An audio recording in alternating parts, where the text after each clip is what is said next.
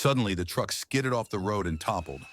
The cage crashed to the ground, its door burst open on impact. Inside, a little tiger cub, dazed and upside down, spotted the broken latch. Without a second thought, he leapt out onto the open road, standing still for a moment. Before him stretched a long, winding road that emerged from the forest and disappeared into the horizon. But it wasn't the road that called to him. It was the familiar chirping of forest birds from the woods on the opposite side. That sound reminded him of home. His ears twitched. He dashed into the forest, heart pounding, in search of his mother. But this wasn't familiar territory. The cub ran aimlessly, confused and scared, until he spotted a large banyan tree. A memory surged back.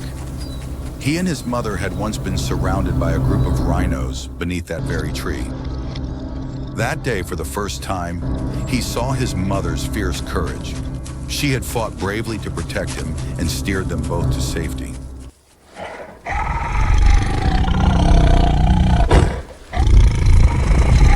From that point, he remembered the way home. The route included one challenge, crossing the river, but this time he had to face it alone. As he reached the riverbank, the rain-swollen river roared violently. The current was stronger than he had ever seen. But fear never crossed his eyes.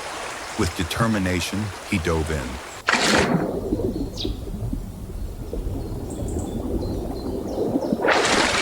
Paddling with all his might. The current overpowered him, dragging him downstream, but he managed to cling to a branch caught between rocks. Digging his tiny claws in, he kept his head above water. In a split-second decision, he leapt onto the opposite bank and landed in a patch of muddy sludge. Covered in mud, the cub looked more like a stray cat than a tiger. The river had swept him far off course. As he looked around, he recognized the area. His mother had warned him never to come here. It was the territory of a cackle of hyenas.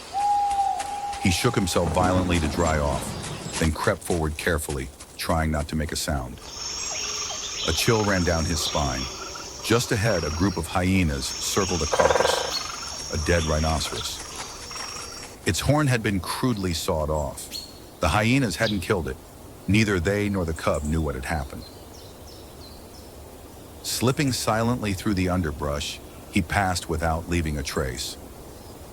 Relief swept over him as he recognized familiar trees, the lake, and the sense of home. Lion-tailed macaques swung on branches. A herd of buffalo mingled with a few zebras by the lake, their reflections shimmering in the sun overhead. He ran toward his resting place. There in the clearing lay his mother, peacefully still. Overwhelmed with joy, he bounded toward her and leapt onto her, eager to nuzzle. But she didn't move. Her eyes were wide open, unblinking. He cuddled close, confused. Then he noticed something strange. Flies were clustering on her chest. Dried blood crusted the fur around a wound. She was gone.